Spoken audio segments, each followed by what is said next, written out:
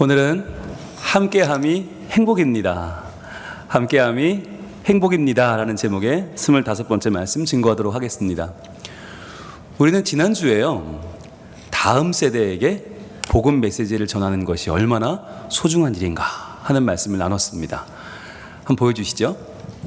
자, 지난주에 함께 약속에 참여하는 자가 됨이라.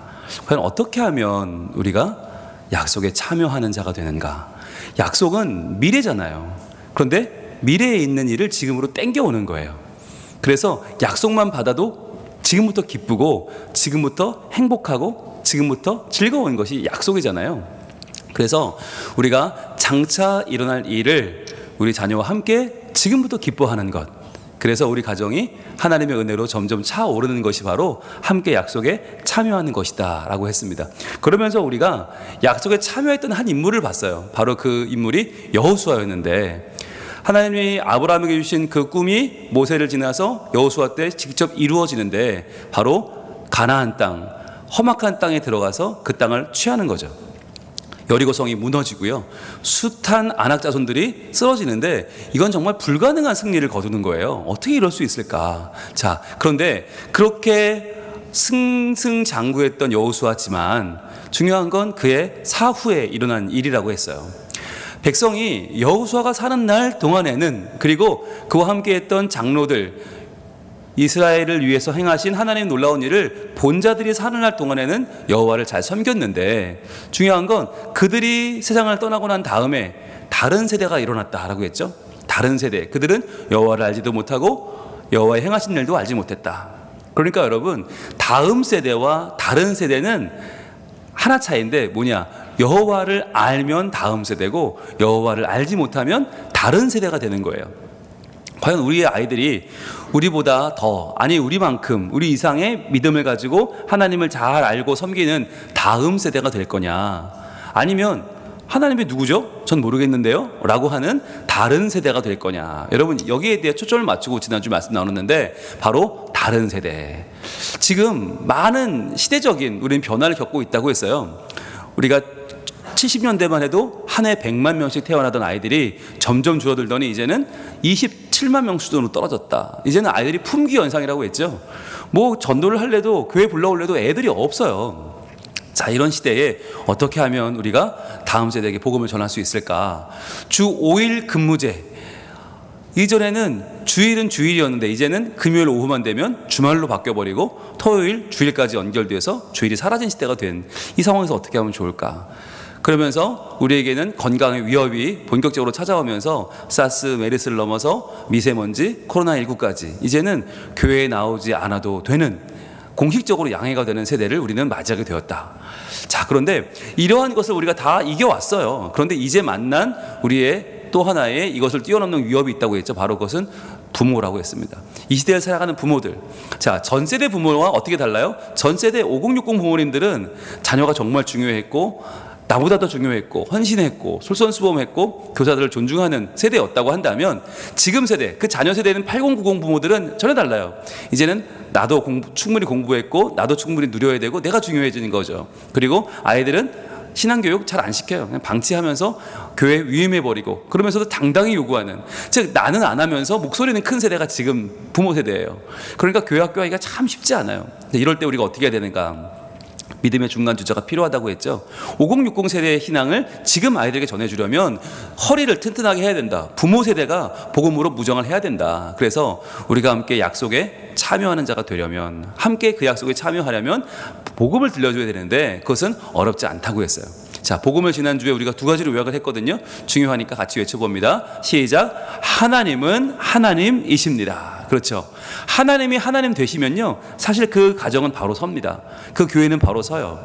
하나님이 하나님 되지 못하기 때문에 사람이 하나님 되고 우리의 논리가 하나님이 되고 조직이 하나님이 되면 그때부터 우리의 모든 인간적인 권위가 모든 걸 주장하게 되죠. 그러나 하나님이 하나님 되시면 모든 것이 자리를 잡더라고요. 또 하나 외칩니다. 시작. 하나님은 살아 계십니다. 그렇죠. 하나님은 살아 계시다. 하나님은 온전히 하나님이신데 천지를 창조하신 창조주 하나님, 섭리하시는 하나님, 우리를 완성하실 그 하나님은 살아계신다는 거예요. 여러분, 그러니까 그 하나님 아니면 우리는 다른 누구에게도 경배할 수 없고 다른 누구도 따라가서는 안 되는 거죠. 그 하나님 바로 내 하나님이시니까. 자, 그래서 우리가 지난주에 복음 메시지 저 곰돌이 우리가 했잖아요. 우연히 생기지 않은 곰돌이 이야기를 하면서 저희가 홈페이지에 자료실에 저걸 올려놓고 부모님들이 다운을 받아서 스마트폰에 넣어서 이렇게 넘기면서 자녀들에게 이야기를 해주라고 했는데 보니까 지난주 49가정이 하셨더라고요. 예, 49가정. 한 가정만 더 하셨으면 50가정인데. 그래서 자녀들한테 스마트폰을 넘기면서 이렇게 해주셨더라고요. 저희 가정도 했거든요. 어제 가정예배 드리고 나서 했는데 아이들 표정이 뭐 하시는 거예요? 이런 표정이었어요. 아빠 그 예배는 하세요. 지금 뭐 하시는 거예요 지금? 이거 숙제예요 이번 주? 막 이런 눈빛이었어요. 그래서 제가 회개했어요. 우리도 가정에서 복음 메시지를 이렇게 낯설어 하는구나. 이게 교회에서는 맨날 복음 했지만 자녀한테는 안 해버릇하니까 애들이 너무 낯설어 하는 거예요. 이거 이제 매주 하는 거예요? 이런 느낌? 이제 당해야 되나? 이런 느낌? 그래서 제가 자연스럽게 조금 더 우리가 자녀들에게 복음을 전할 필요가 있겠다. 그래서 저는 이번 주 오늘 것도 올려놓을 거거든요. 오늘은 좀 이제 청소년들 대상으로 좀 고학년 대상으로 올려놓을 건데 올려놓으면 여러분들 반드시 다운받으셔서 한번 우리 이번 새로운 주에는 50가정을 넘어서 한번 자녀들한테 복음을 제시했으면 좋겠습니다. 자, 지난주에 이제 여호수아의 생을 마감하면서 그의 유언을 함께 보면서 마쳤는데 그 유언은 이거였어요. 여호수아 24장 15절 말씀 같이 읽을게요. 시작. 너희가 섬길 자를 오늘 택하라. 오직 나와 내 집은 여호와를 섬기겠노라 하니. 아멘. 바로 그겁니다. 섬길 자를 택하라. 너희들이 택해라. 그래, 뭘 택하든 너희 자유다. 그러나 오직 나와 내 집은 여호와를 섬기겠다.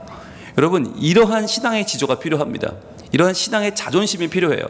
신앙의 자부심. 내가 적어도 하나님 믿는 사람인데 너희들이 그렇게 좋다면 그래 다 선택해. 그러나 나와 내 집은, 나와 내 자녀는 하나님을 섬기겠노라. 여러분, 이러한 신앙의 결단에 있는 가정이 필요하다는 것이죠. 그래서요, 하나님만 사모하는 우리 가정이 되게 하소서라는 기도 제목을 가지고 지난주에 말씀을 마쳤습니다. 여러분, 어떻게 한 주간 그렇게 사셨습니까? 자녀들에게 복음의 메시지를 전하면서 신앙의 친밀감을 나누면서 그렇게 하나님에 대한 이야기를 나누면서 그렇게 한 주를 보내셨어요? 네, 여전히 바쁘셨죠? 네, 여러 가지로 힘드셨죠? 그러나 여러분, 여러분이 바쁜 거 뭘 위해 바쁜 겁니까? 예, 돈 벌고 먹고 살고 성공하고 다 중요하지만 제일 바빠야 할 일은 내 자녀의 영혼이 아닙니까? 그렇다면 우리가 이번 여름에 그냥 교회에서 여름 행사 잘 해주겠지, 다 뭐 우리 목사님도 그렇고 목사님들 선생님들 열심히 하시니까 잘 해줄 거야가 아니라 나부터 나서야 돼요. 우리 모두가 나서서 나부터 시작해야 다음 세대 교육이 되는 거예요. 다음 세대 신앙 교육이 되는 거예요. 오늘 제가 왜 이 유치부 티를 입고 여기 앞에 섰겠어요? 여러분한테 관심 가져달라고. 여러분, 다음 세대 여름 행사 지금 준비 잘하고 있습니다. 관심 가져주시고 기도해 주시고 여러분 후원하십시오 라는 뜻으로 제가 옷을 입고 선 거예요. 그러니까 여러분들 오늘도 이 말씀을 나누면서 우리 마음 가운데 거룩한 부담감이 생기길 원해요.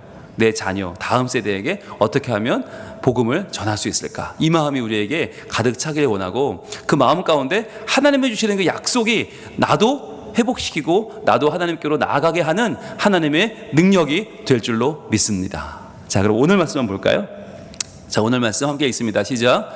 이는 이방인들이 복음으로 말미암아 그리스도 예수 안에서 함께 상속자가 되고 함께 지체가 되고 함께 약속에 참여하는 자가 됨이라. 아멘. 에베소서 3장 6절 말씀입니다. 자, 오늘은 함께 약속에 참여하는 자가 됨이라 네 번째 시간인데요. 과연 그렇다면 약속에 참여한다는 거 아직 주어지지 않은 거잖아요. 그러나 그 약속만으로도 우리는 충분한 의미를 가지고 약속 속에서 뭘 찾아요? 소망을 찾는 거예요. 약속 속에서 우리는 감사를 찾을 수 있다고 하는 것이죠. 오늘은 맥주 감사 주일입니다. 여러분, 맥주 감사 주일은 어떤 날입니까? 맥주절은요, 보리추수를 기뻐하는 날인데 이 날의 구약의 명칭은 초실절입니다. 초실절. 초실절이 뭐냐면 첫 이삭, 요만한 첫 이삭을 따면서 감사하는 날이에요. 그러니까 지금 마지막 이삭이 아니에요. 풍성이 다 딴 게 아니고 처음 맺힌 거 하나, 간신히 맺힌 조그만 거 하나를 가지고 감사하는 날이 초실절이에요. 이 날이 칠칠절이라고도 하고 오순절이라고도 하고 이 날이 이제 맥주 감사 주일인데, 그렇다면 여러분 이게 되게 웃기지 않아요? 아니, 조그만 거 하나 거뒀는데, 그러니까 장사로 치면 매출 뭐 몇백만 원, 몇천만 원이 나온 게 아니고 손님 한 명 왔어요. 그런데 그 손님 한 명 그냥 뭐 하나 사갔는데 그걸 가지고 감사의 축제를 연다? 이거 너무 오버하는 거 아닌가. 사업을 열었는데 뭐 100만 달러 기념 이런 게 아니고 그냥 수출 한 군데 계약 처음 맺었는데 감사의 축제를 여는 거예요. 이게 뭐냐? 여러분, 이것이 바로 하나님의 약속에 참여하는 거예요. 그 약속이 작은 게 아니란 말이에요. 주신 하나님의 약속, 언약이 반드시 이루어지기 때문에 그 약속만 받아도 너무 감사해서 우리가 감사의 제사를 드리는 거예요. 여러분, 우리가 히브리서 하루 한 장을 공부하면서, 히브리어를 공부하면서 제일 중요한 단어 중에 하나가 다바르였어요. 다바르.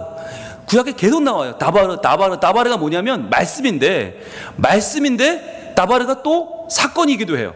아니, 말씀과 사건이 어떻게 같은 단어를 쓰냐고요. 사람은 불가능하죠. 사람은 말한 대로 안 되니까. 말 따로 행동 따로 되는 것 따로. 그러나 하나님은 말씀하시면 그대로 되기 때문에 하나님의 말씀은 다바르는 사건인 거예요.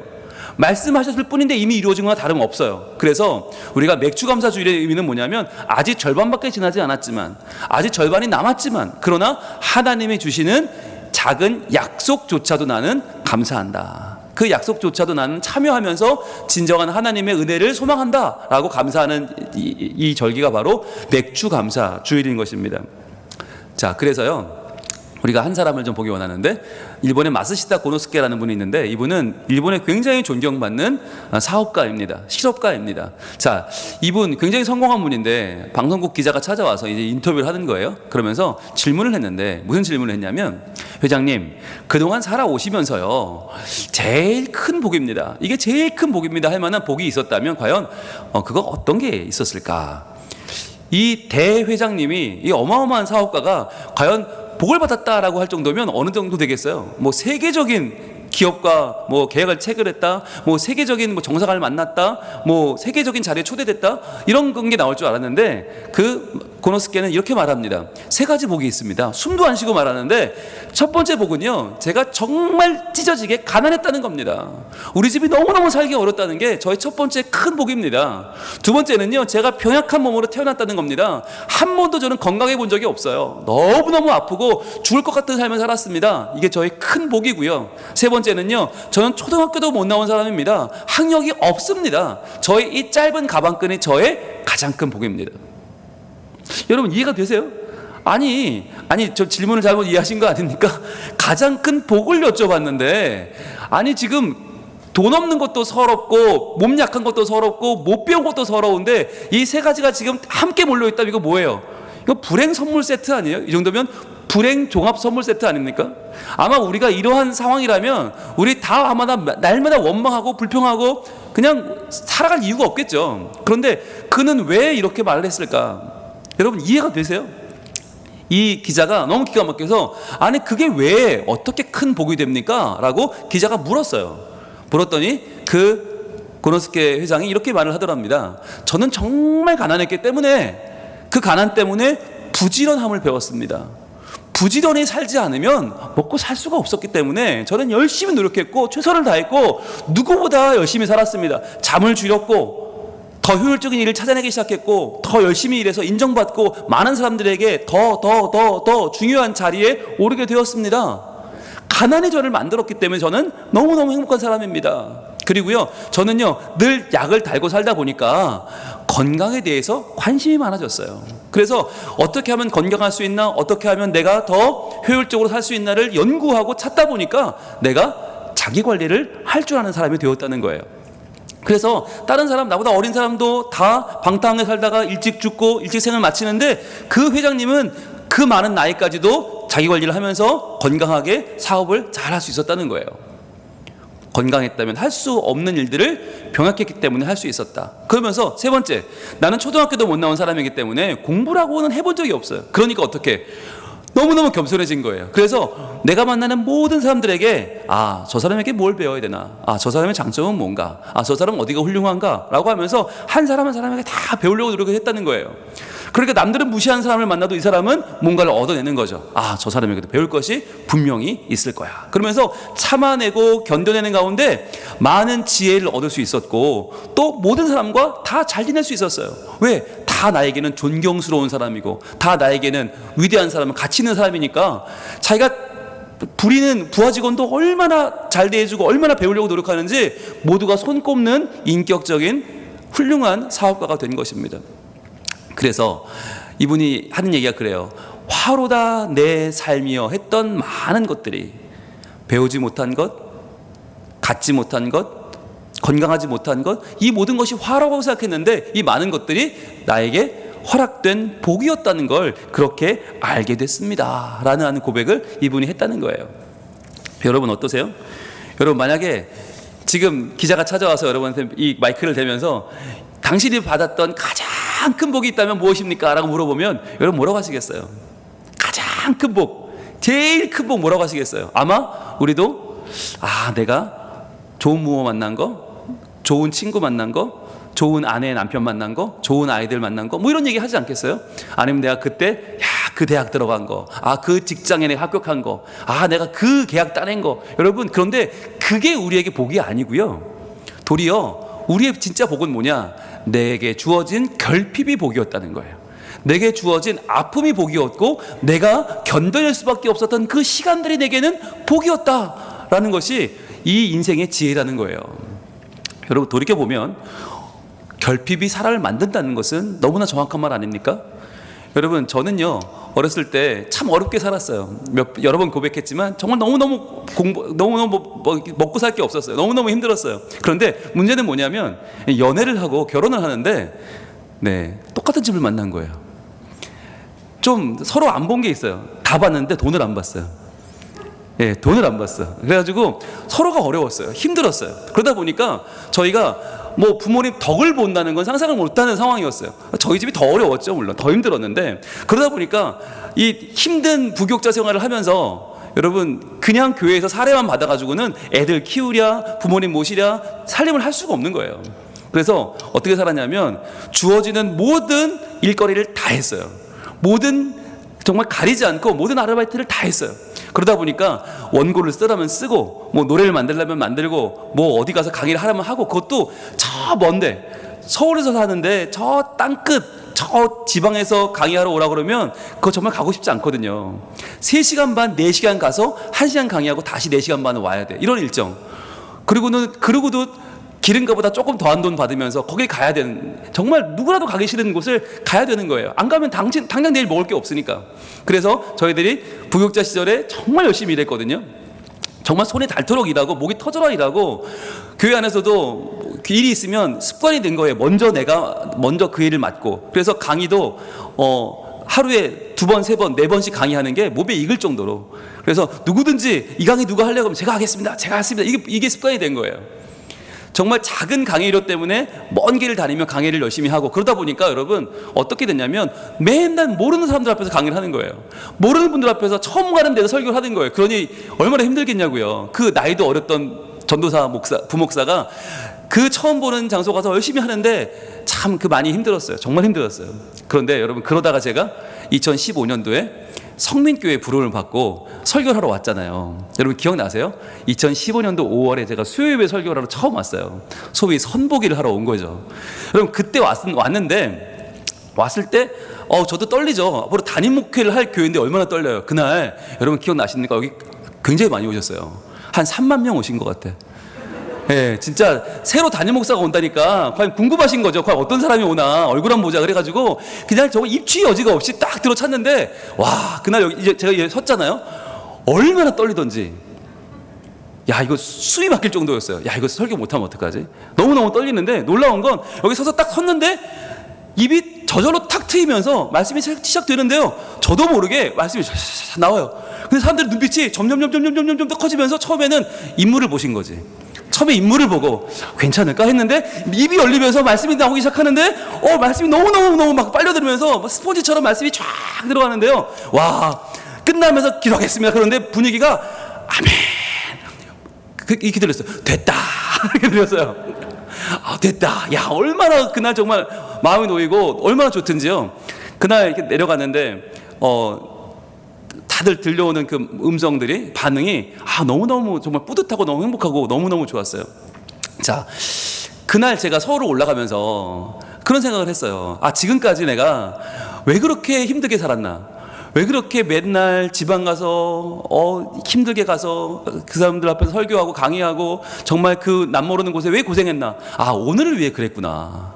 오늘을 위해 그랬구나. 하나님이 오늘 처음 오는 부산, 서울서 부산을 왔으면 얼마나 멀어요. 부산에 처음 보던 교회에서 처음 보는 분들 앞에 설교해야 되는데, 만약 제가 그날 준비가 안 돼가지고 날날날날날날날 여러분 하날날날날 이랬 때문에 아마 다들 뭐야 안 되겠다, 좀 다시 우리 공동회의 다시 합시다 이랬지 않았겠어요. 그런데 그날 너무너무 자연스럽게 전혀 떨지 않고 말씀을 잘 전했단 말이죠.